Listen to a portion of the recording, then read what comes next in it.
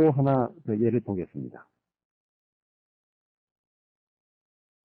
중반전을 잘하기 위해서는 전투를 하는 요령, 이런 것도 알아야 되겠고, 또 급소, 돌의 그 모양에 대한 급소도 알아야 되겠고, 또 그 전투가 일어나는 그런 그 방향을 잘 그 머릿속으로 추리하는 그런 그 수일기 능력도 있어야 됩니다.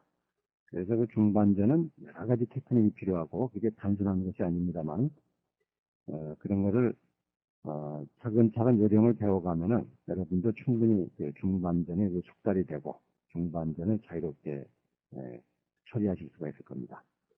자, 우선 이 모양을 한번 보시죠. 이 백진이 있습니다. 성된 백진이 있는데 여기에 대해서 흙이 적절한 수단을 쓰려고 하는데요. 어떻게 둬야 될까요? 우선 여기에 대해서는 어디로 들어갈 것이냐, 또 어떤 정도로 둘 것이냐, 이걸 결정을 해야 되겠는데요. 이런 장면이 되면은 무턱대고 뛰어들어서 깨자고 하는 분이 있습니다. 자, 그런데 여기서 이렇게 뛰어 들어가는 것은 그렇게 바람직하지 않죠. 이런 식으로 포위를 해서 이 안에 들어가서 살더라도 주변을 튼튼하게 만들어주면은 그건 이득이 없는 거죠. 그래서 이런 경우에는 이렇게 깊숙이 들어가는 게 아니라 다른 수단을 쓰게 되는데요. 어떤 수단을 쓰는 게 좋을까요?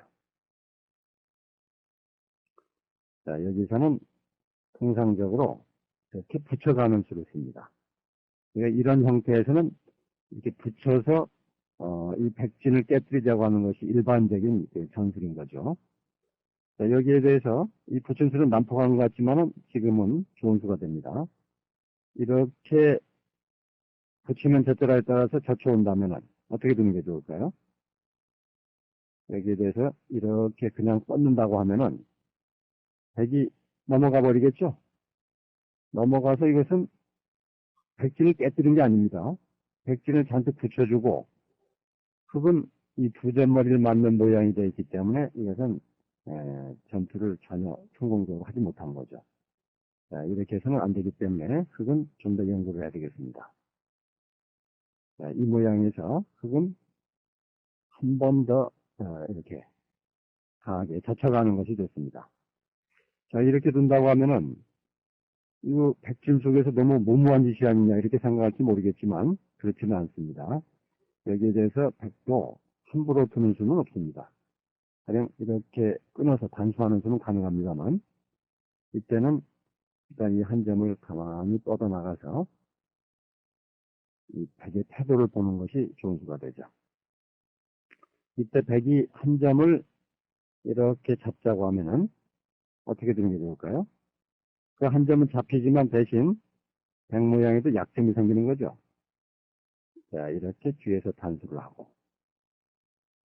그러면은 백은 따내게 되겠죠, 한 점을. 자, 한 점을 잡히지만 그 반대쪽에 다른 어떤 이득을 볼 수 있는 여지가 생기죠. 이렇게 뒤에서 단수를 합니다. 그럼 이 패는 못하죠, 백이. 이 패를 하게 되면은, 워낙 그 패에 졌을 경우에 부담이 되기 때문에 이어주는 것이 정수입니다. 네, 그때 흙은 어떻게 두는 것이 좋을까요? 자, 여기서 이렇게 당연히 뚫고 나오겠죠? 단수를 하면서 나옵니다. 이렇게 백이 나가는 것은 귀가 크게 들어가죠? 자, 나온다고 하면은 한 번 더 단수를 하고, 나올 때 이렇게 이어서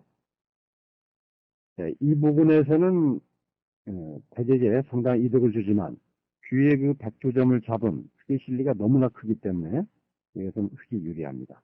백도 이렇게 둘 수가 없는 거죠. 그렇다면 백은 어떻게 돼야 될까요? 흙이 이렇게 단수를 한 시점에서 백은 뒤로 몰고 넘어가는 수밖에 없겠죠? 자, 그러면 흙은 맞좋게 한 점을 따내고 백은 넘어가야 되는데요. 자, 이 자체로 흙은 이득인 거죠.